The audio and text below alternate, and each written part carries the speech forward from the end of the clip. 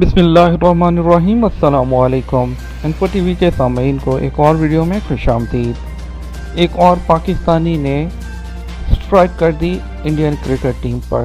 جی، India پر strike نہیں کی، یہ سٹرائک کی ہے ایک پاکستانی نے انڈیا کی کرکٹ ٹیم پر۔ بھارتی ٹیم نے آج فوجی ٹوپیاں پہنی ہیں، کل پیمپر پہن کر میچ کھیلے گی، یہ کہنا ہے جاوید میاں-داد کا۔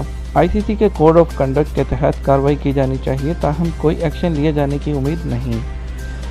آپ کو بتاتے چلیں کہ بھارتی ٹیم نے فوج کی ٹوپیاں پہن کر میچ کھیلا تھا۔ اس کے بارے میں جاوید میاں-داد نے کہا کہ جو ہے آئی سی سی کو ایکشن لینا چاہیے، اور جو ہے اس کے علاوہ ان کا کہنا تھا کہ بھارت کی جانب سے کھیل کو سیاست اور جنگ سے جوڑنے کی کوشش کی ہے، اس کی مذمت کرتے ہیں۔ جاوید میاں-داد کا کہنا ہے کہ بھارتی ٹیم نے آج فوجی ٹوپیاں پہنی ہیں، کل کو پیمپر پہنیں گے اور میدان میں آ جائیں گے۔ آئی سی سی کے کوڈ آف کنڈکٹ کے تحت کارروائی کی جانی چاہیے، تاہم کوئی ایکشن لیے جانے کی امید نہیں ہے۔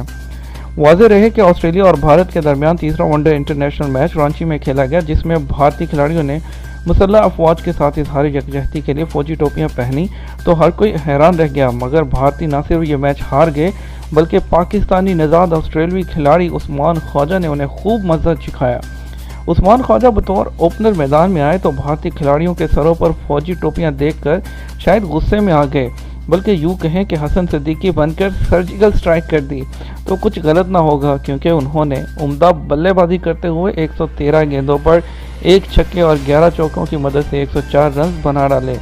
بھارتی کھلاڑیوں کی جانب سے فوجی ٹوپیاں پہنے جانے پر سوشل میڈیا صارفین خوب تنقید کر رہے تھے، لیکن آسٹریلیا کی بہترین بلے بازی کے باعث یہ تنقید ٹرولنگ میں بدل گئی اور میچ کے نتیجے کے بعد اس کی شدت میں مزید اضافہ ہو گیا۔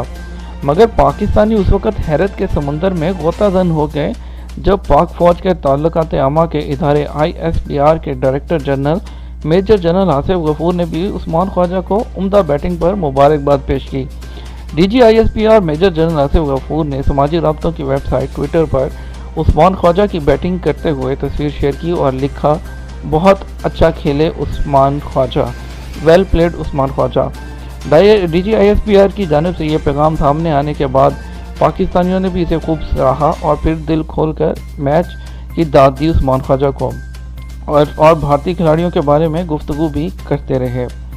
تو یہاں پر بھارت کو جو ہے آپ کو وہ یاد ہوگا جب پاکستان آرمی نے ہماری ٹیم کو ٹریننگ دی تھی، تو مصباح الحق وغیرہ اور ٹیم جنید خان وغیرہ جب یہ جو ہے میچ جیتنے کے بعد پش اپس کر کے سیلیوٹ کرتے تھے، تو یہی بھارت تھا جس کو مرچیں لگ گئی تھی ہر طرف سے کہ جو ہے پاکستان کے جو کھلاڑی ہمیں سیلیوٹ کیوں کر رہے ہیں، تو آئی سی سی سے شکایت کر دی گئی تھی، اور آئی سی سی نے باقاعدہ پی سی بی کو اس کا کہا تھا کہ یہ چیز جو ہے وہ ختم کی جائے، تو وہ چیز ختم کروائی گئی تھی۔